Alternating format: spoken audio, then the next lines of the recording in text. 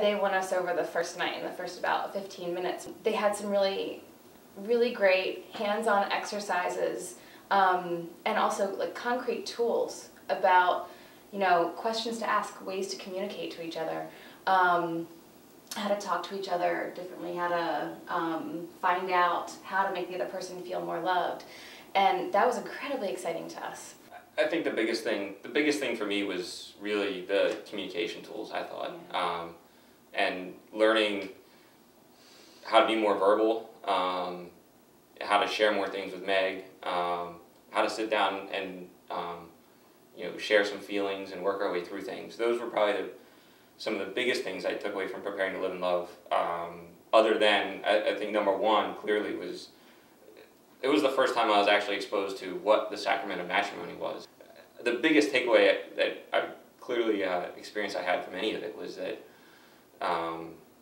the sense of mission that I had and the actual job that we had as a married couple, and that's what I loved, is it gave me a job in the church and really a way to fit in and do something. I mean, I love the sense of having a duty and having a sense of purpose. I spent 8 years in the Navy, and those values appealed to me. And preparing to live in love spelled out for me very clearly, I think, what the church was, and our mentor couples spelled out for us very clearly. What the church was trying to tell us was our job for marriage, and that we had a mission, and that we were supposed to go out and be a sign, and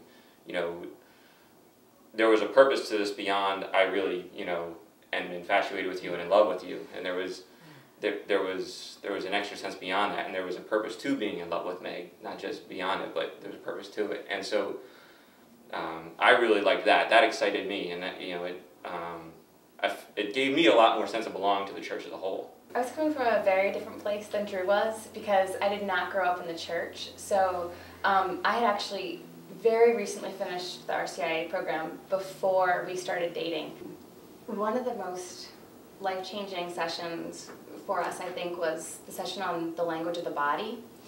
And for me, it very profoundly changed my understanding of what the Catholic Church really wants most for us in terms of why to wait for marriage, to make love, to actually have intercourse.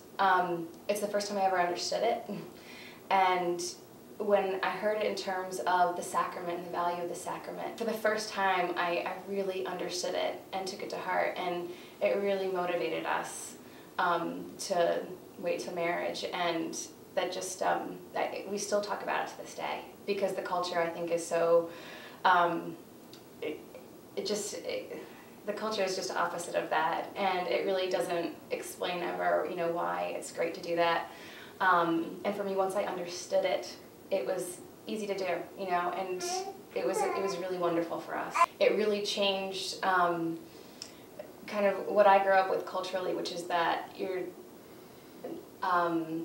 more looking for like this mutual self-fulfillment, and instead what we learned was that we want to do complete total self-donation, and that's where you're going to find true love and more passion and greater happiness, and that's been so true for us.